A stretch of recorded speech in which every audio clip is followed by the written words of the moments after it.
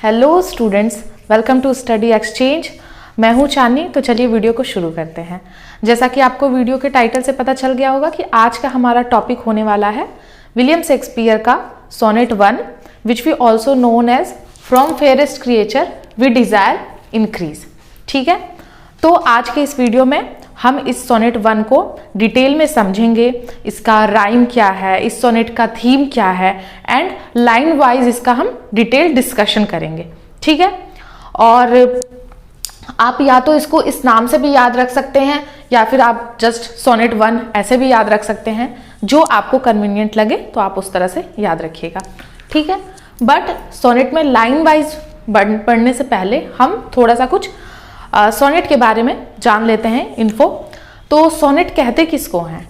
तो सोनेट जो होता है वो बेसिकली क्या होता है, एक 14 लाइन पोयम होता है। ठीक है, मतलब हमेशा सोनेट में आपको कितने लाइंस मिलेंगे? 14। ठीक है, तो विलियम शेक्सपियर जो है उन्होंने टोटल 154 सोनेट्स लिखा था। ठीक है, बट वो सारे सोनेट्स पब्लिश नहीं हो पाए थे, तो उनकी डेथ के बाद उन सोनेट्स को, उनके लिखे हुए ये वर्क्स को कलेक्ट किया गया। ठीक है, उन्हें ऑर्डर में अरेंज किया गया और फिर उन्हें पब्लिश किया गया। ठीक है, तो विलियम शेक्सपियर के सोनेट को पब्लिश किया था थॉमस थॉर्प ने 1609 में। तो ये कुछ की फैक्टर्स हैं, मतलब कुछ ऐसी बातें हैं जो आपको याद रखनी चाहिए, क्योंकि कंपटीशन एग्जाम्स में इसी तरह के क्वेश्चंस भी कभी कभी पूछे जाते हैं। ठीक है, तो पहला मैंने क्या बोला, सोनेट क्या होता है? एक 14 लाइन पोयम होता है। ठीक है, सोनेट क्या होता है? एक 14 लाइन पोयम होता है। दूसरी चीज क्या कि ये जो सोनेट 1 है इसे लिखा किसने है? विलियम शेक्सपियर ने। ठीक है, तो ये आपको याद रख लेना है। एंड तीसरी बात कि ये पब्लिश हुआ था उनके डेथ के बाद, और इसे पब्लिश किसने किया था? थॉमस थॉर्प ने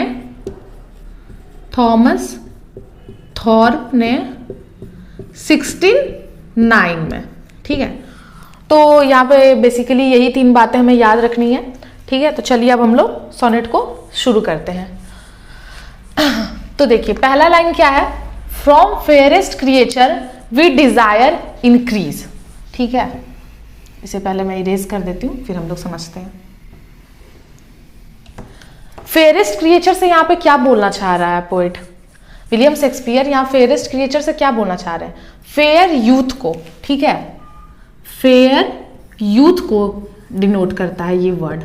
ठीक है, मतलब वो यूथ जो फेयर है, फेयर मतलब जो सुंदर है, यानी कि जो सुंदर लोग हैं, जो दिखने में काफी खूबसूरत हैं, जिनकी पर्सनालिटी काफी अच्छी है। ठीक है, बाय फिजिक वो बहुत अच्छे हैं, तो उनको ये वर्ड से वो डिनोट कर रहे हैं। ठीक है, तो from fairest creature we desire increase. तो from fairest creature we desire increase, इसका अगर हम टोटल मतलब निकालें तो ये बनता है कि शेक्सपियर जो है वो फेयर यूथ से, यानी कि वो जो सुंदर यूथ है उससे वो चाहते हैं कि वो इंक्रीज करें। इंक्रीज करें मतलब क्या? इंक्रीज कैसे करेंगे? मतलब प्रोक्रिएशन से, मतलब वो अपने जनरेशन को आगे बढ़ाएं। वो जो लोग जो दिखने में सुंदर हैं, जिनकी पर्सनालिटी सुंदर है, जो दिखने में इतने अच्छे हैं, वो भी अपने अपोजिट जेंडर से रिलेशनशिप बनाएं और अपने जनरेशन को आगे बढ़ाएं, प्रोक्रिएशन करें। ठीक है, that thereby beauty's rose might never die. तो वो कह रहे हैं, आगे क्या कहते हैं सेकेंड लाइन में कि दैट देयर बाय, तो इससे क्या होगा? ब्यूटीज रोज मतलब खूबसूरती का जो गुलाब है, खूबसूरती जो होती है किसी इंसान की, तो उसका जो गुलाब है माइट नेवर डाई, वो कभी खत्म ना हो, कभी मरे ना। क्योंकि क्या होगा, जब सुंदर जो दिखने में है वो अपने जैसे ही बच्चे पैदा करेंगे, मतलब उनके जो बच्चे होंगे वो भी खूबसूरत होंगे, ऐसा विलियम शेक्सपियर का मानना है। तो उससे क्या होगा, जो उस इंसान की खूबसूरती है वो कभी मरेगी नहीं, बल्कि वो उनके जो नेक्स्ट जनरेशन में उसमें ट्रांसफर हो जाएगी और वो आगे चलती रहेगी, वो उन तक रहकर खत्म नहीं होगी। ठीक है, थर्ड लाइन में क्या कह रहे हैं वो? But as the riper should by time decrease his tender heir might bear his memory. ठीक है, यहाँ पे राइपर से वो उस यूथ जनरेशन की बात कर रहे हैं। और नेक्स्ट लाइन में ये जो हेयर लिखा हुआ है, इसको आप कुछ भी प्रोनाउंस कर लो, एयर, हेयर। ठीक है, तो ये जो है इसका मतलब होता है मतलब नेक्स्ट जनरेशन, ठीक है, नेक्स्ट जनरेशन जो है उसका मतलब होता है, मतलब कोई भी हो, सन हो, डॉटर हो, जो भी नेक्स्ट जनरेशन होती है तो वो होता है इसका मतलब, ठीक है। तो इस 2 लाइन में शेक्सपियर कहना चाह रहे हैं कि but as the riper should by time decrease, तो जैसे ही वक्त के साथ जो राइपर है मतलब जो वो यूथ है, सुंदर यूथ है, वो डिक्रीज होगी। डिक्रीज होगी मतलब वो बूढ़े हो जाएंगे तो फिर डेथ होगा ही, ठीक है, तो वो डिक्रीज होगी। तो हिज टेंडर हायर, तो उनका जो जनरेशन है नेक्स्ट, मतलब उनके जो बच्चे होंगे, उनकी जो सन हो या डॉटर हो, वो जो क्या करेंगे, बेयर करेंगे उनके मेमोरी को, मतलब उनके खूबसूरती को, मतलब कि जब जो उनके डॉटर सन जो भी होंगे, उनके जो बच्चे होंगे, वो जब अपने जनरेशन में जाएंगे तो लोग उन्हें देख के बोलेंगे कि देखो ये इतना खूबसूरत है तो इसके माँ बाप कितने खूबसूरत होंगे। तो वो क्या कर रहे हैं, अपने पेरेंट्स के ब्यूटी को जो है वो मरने नहीं दिए, ठीक है। लोग उन्हें देखकर उस वक्त भी कहेंगे कि ये जब इतने सुंदर है तो इनके पेरेंट्स भी कितने सुंदर होंगे, तो वो उनके मेमोरी को क्या करेंगे, इस तरह से बेयर करेंगे, ठीक है। नटशेल हम बोल सकते हैं कि शेक्सपियर इन 4 लाइन में यही बोलना चाहते हैं कि जो फेयर यूथ है, जो सुंदर लोग हैं, उनको अपन प्रोक्रिएशन करना चाहिए, उन्हें नेक्स्ट जनरेशन अपना जो है वो बनाना चाहिए, उन्हें रिलेशनशिप में आना चाहिए एंड अपने जैसे ही बच्चे पैदा करने चाहिए, ताकि जो उनकी खूबसूरती का गुलाब है वो मरे ना, वो अगले जनरेशन में ट्रांसफर हो, स्प्रेड हो उनकी ब्यूटी, ठीक है। और वो ताकि जब वक्त के साथ वो जनरेशन खत्म हो, डिक्रीज होने लगे, बूढ़े होने लगे, वो मरने लगे, तो उनके जो सन है, डॉटर रहेंगे, उनके जो बच्चे रहेंगे, वो उनकी मेमोरी को बेयर करें, ठीक है। अगर हम इन 4 लाइन के मतलब को ध्यान से देखें तो कुछ बातें हम अपने अकॉर्डिंग कंक्लूड कर सकते हैं। वो क्या बातें हैं, पहली कि यहाँ पे शेक्सपियर जो है वो फेयर यूथ पे फोकस कर रहे हैं, तो मतलब आप ऐसा सोच सकते हैं कि मतलब जो लोग अच्छे नहीं दिखते हैं अगर, तो क्या उन्हें प्रोक्रिएशन नहीं करना चाहिए। तो पहला एक ये बात हमारे दिमाग में आ सकती है, अगर आप अच्छे से डीपली मीनिंग को समझे तो आपके दिमाग में भी ये सारी बातें आनी चाहिए। और दूसरी बात कि वो मतलब चाहते हैं कि हाँ प्रोक्रिएशन पे लोग मतलब ज्यादा फोकस करें, ठीक है। तो अगर जैसे ऐसे कुछ लोग हैं जो मतलब जैसे कि जिन्हें हम आजकल के लैंग्वेज में कहते हैं होमोसेक्सुअल्स, तो वो तो प्रोक्रिएशन नहीं कर सकते ना। तो शेक्सपियर मतलब क्या तो इससे हम ये मतलब निकाल सकते हैं कि उस वक्त में जिस जनरेशन में शेक्सपियर ने ये सोनेट लिखा है, तो उस जनरेशन में होमोसेक्सुअलिटी मतलब उतनी पॉपुलर नहीं थी, लोग उसे एक्सेप्ट नहीं किए हुए थे, ठीक है। इसलिए वो प्रोक्रिएशन पे जोर दे रहे हैं कि सबको करना चाहिए, स्पेशली फेयर यूथ पे जोर दे रहे हैं कि जो सुंदर लोग हैं, ताकि ब्यूटी जो है वो खत्म नहीं हो।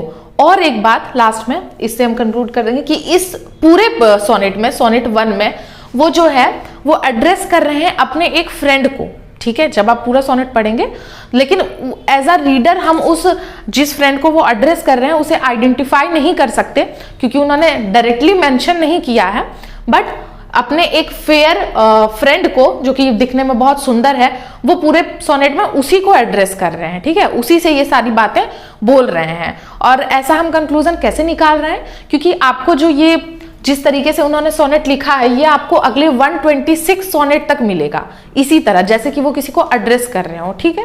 तो वो अपने एक सुंदर दोस्त को, फेयर फ्रेंड को इस सोनेट में और अगले 126 सोनेट तक एड्रेस करते हैं, और उसी तरह से ये सोनेट को उन्होंने लिखा भी है जैसे वो किसी को एड्रेस कर रहे हो, ठीक है, जिसे कि डायरेक्टली मेंशन नहीं किया है, ठीक है। इसीलिए एज अ रीडर हम आइडेंटिफाई नहीं कर पाते हैं, ठीक है। तो चलिए अब नेक्स्ट लाइंस की तरफ चलते हैं। चलिए अब हम चलते हैं नेक्स्ट 4 लाइंस की तरफ, ठीक है। अब इसमें देखिए क्या लिखा है, but thou contracted to thine own bright eyes feeds the light's flame with self substantial fuel making a famine where abundance lies the self the foe to the sweet self too cruel, ठीक है। तो इससे क्या मतलब हम समझ पा रहे हैं कि शेक्सपियर यहाँ पे कहना चाह रहे हैं कि बट दाउ, इसका यहाँ पे ना ये जो दाउ लिखा है, तो उन लोगों का तो जब वो लिखा करते थे तो लैंग्वेज काफ़ी डिफरेंट था, और शेक्सपियर को तो जैसा कि हम लोग जानते हैं कि वो हमेशा वर्नैक्युलर लैंग्वेज यूज़ करते थे। उसका मतलब यहाँ वो डिनोट करना चाहते हैं इससे यू, ठीक है। तो वो कह रहे हैं कि but you contracted to thine own bright eyes, कि पर तुम जो खुद से ही, खुद की आंखों से ही प्यार में पड़ बैठे हो, मतलब खुद की आंखों से यानी खुद से ही, मतलब खुद की सुंदरता से ही तुम प्यार में पड़ बैठे हो। Feeds the light's flame with self substantial fuel, और ऐसा करके तुम क्या कर रहे हो, खुद की ब्यूटी को ही खुद से ही बर्न आउट कर रहे हो, मतलब खुद से ही खत्म कर रहे हो, जला रहे हो, मतलब खत्म कर रहे हो, ठीक है। Making a famine where abundance lies. अब फेमाइन का मतलब क्या होता है, अकाल, ठीक है, और अबंडेंस का मतलब होता है भरमार, ठीक है, मतलब कि बहुत ज्यादा, इनफ अमाउंट में होना, ठीक है। तो जब ये दो वर्ड का मतलब हम समझ गए तो हम यहां से निकाल सकते हैं इसका कंक्लूजन कि मेकिंग अ फेमाइन, और मतलब तुम अकाल ला रहे हो जहां पे अबंडेंस, भरमार थी, किस चीज की, खूबसूरती की, मतलब कि तुम्हारे पास, जिसके पास खूबसूरती का भरमार है वो खुद ही क्या कर रहा है, खुद के हरकतों से अकाल ला रहा है खूबसूरती का, क्या करके, कि खुद के ही खूबसूरती में, खुद के ही आंखों से इतना प्यार में पड़ बैठा है कि वो प्रोक्रिएशन की तरफ फोकस नहीं कर रहा है। तो ऐसा करके वो क्या कर रहा है, खूबसूरती में अकाल ला रहा है जहां पे भरमार था, ठीक है। The self the foe to the sweet self too cruel. Foe का मतलब क्या होता है, दुश्मन, ठीक है। तो इस लास्ट लाइन में यहां पे ये कहना चाह रहे हैं शेक्सपियर कि और ऐसा करके तुम क्या कर रहे हो, खुद के ही दुश्मन बन बैठे हो, ठीक है। ऐसा करके तुम खुद के ही दुश्मन बन बैठे हो, जैसे दुश्मन जो है नुकसान करता है, तो ऐसा करके तुम खुद का ही नुकसान कर रहे हो, मतलब तुम खुद के ही दुश्मन की तरह एक्ट कर रहे हो, ठीक है। तो चलिए अब नेक्स्ट लाइन की तरफ चलते हैं। तो ये देखिए, ये है नेक्स्ट लाइन्स। तो इसमें शेक्सपियर क्या कहना चाहते हैं, thou that art now the world's fresh ornament and only herald to the gaudy spring within thine own bud buriest thy content and tender churl makes waste in niggarding, ठीक है। तो पहले line में क्या बोल रहे हैं Shakespeare कि दाऊ, मतलब अगेन इसका मतलब क्या, पहले मैंने बताया था इससे पहले, यू को इस तरह से डिनोट करते थे उस वक्त, ठीक है। तो यू जो कि अभी क्या हो, दुनिया के लिए एक फ्रेश ऑर्नामेंट की तरह हो। ऑर्नामेंट का मतलब क्या होता है, गहना, ठीक है। तो शेक्सपियर कहना चाह रहे हैं कि तुम जो कि अभी इस दुनिया के लिए एक फ्रेश गहने की तरह हो, फ्रेश ऑर्नामेंट की तरह हो, and only herald to the gaudy spring, और उस स्प्रिंग सीजन की तरह हो जो कि बेहद खूबसूरत होता है, ठीक है, और एक साइन ऑफ चेंज होता है। हेराल्ड का मतलब होता है साइन ऑफ चेंज, ठीक है। तो उसकी तरह हो तुम, जैसे कि जब स्प्रिंग का मौसम आता है तो वो कितना सुंदर लगता है, तो तुम अभी इस दुनिया के लिए उस स्प्रिंग सीजन की तरह हो और एक फ्रेश ऑर्नामेंट की तरह हो। With in thine own bird, bird का मतलब होता है कली, ठीक है। तो with in thine own bird bearish the content, और तुम अभी उस खूबसूरत कली की तरह हो जिसे कि अभी डेवलप होना है, मतलब कि फूल बनना है, ठीक है, जिसे अभी खिलना है, खिलना बाकी है, लेकिन तुम क्या कर रहे हो, उस कली को खत्म करना चाहते हो उससे पहले कि वो डेवलप हो और तुम्हें एक ट्रू हैप्पीनेस का सेंस दे, उससे पहले तुम उस कली को मार देना चाहते हो, उसे खत्म कर देना चाहते हो। तो कली से भी वो, इन सारे वर्ड से वो क्या डिनोट कर रहे हैं, वही फेयर यूथ की खूबसूरती को, ठीक है। तो यहाँ पे वो कह रहे हैं कि तुम अभी उस खूबसूरत कली की तरह हो, पर तुम क्या करना चाह रहे हो, उसे डेवलप होने से पहले, और वो डेवलप होके तुम्हें एक खुशी दे उससे पहले उसे खत्म करना चाहते हो। And tender churl makes waste in निगार्डिंग, चल का मतलब होता है पर्सन, ठीक है। और तो इस लाइन में भी बोलना चाह रहे हैं कि और अभी तुम एक जवान इंसान हो, जवान पर्सन हो, मतलब खूबसूरत इंसान हो, ठीक हो, अभी तुम एकदम टेंडर हो, लेकिन तुम क्या, कैसे एक्ट कर रहे हो, एक निगार्डिंग मतलब माइजर, मतलब एक बूढ़े कंजूस की तरह एक्ट कर रहे हो तो तुम खूबसूरत नौजवान, पर तुम्हारी जो हरकतें हैं, तुम जो एक्ट कर रहे हो वो किसकी तरह कर रहे हो, एक बूढ़े कंजूस की तरह, माइजर की तरह। माइजर का मतलब एक्चुअली क्या होता है कि जिसके पास हो बहुत और उसे खर्च करने में वो कंजूसी करे। तो यहाँ पे पैसे की कंजूसी की तो बात नहीं हो रही है, खूबसूरती के बारे में बात हो रही है। तो मतलब कि तुम उस इंसान की तरह एक्ट कर रहे हो जिसके पास खूबसूरती तो बेहद है, लेकिन वो उसे स्पेंड करने में, उसे स्प्रेड करने में कंजूसी कर रहा है, ठीक है।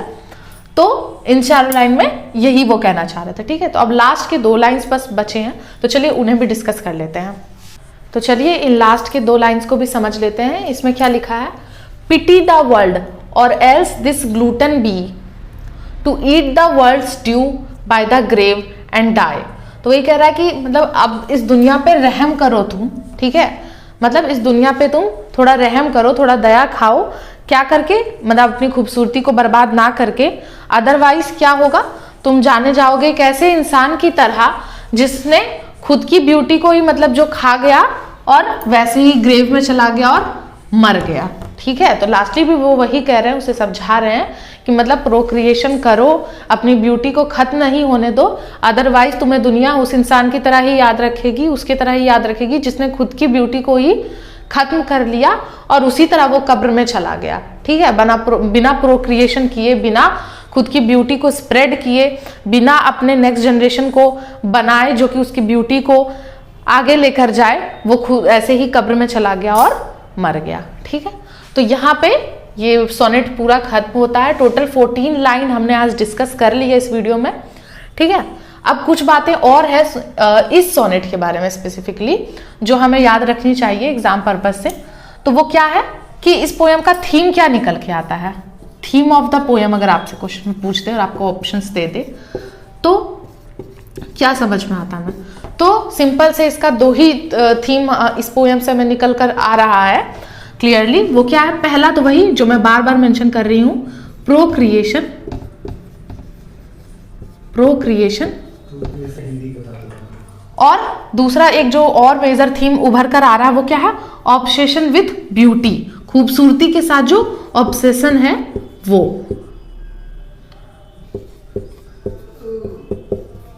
विथ ब्यूटी, ठीक है। प्रोक्रिएशन मतलब आप लोग तो समझ ही गए होंगे, मतलब नेक्स्ट जनरेशन डेवलप करना, प्रजनन शायद हिंदी में कहते हैं, तो वही। तो यही दो मेजर थीम्स हैं इस सोनेट 1 का, ठीक है। अब अगर हम बात करें कि इसमें जो राइम स्कीम है वो कौन सा राइम स्कीम यूज हुआ है, तो वो इस सोनेट में जो यूज हुआ है वो राइम स्कीम क्या है,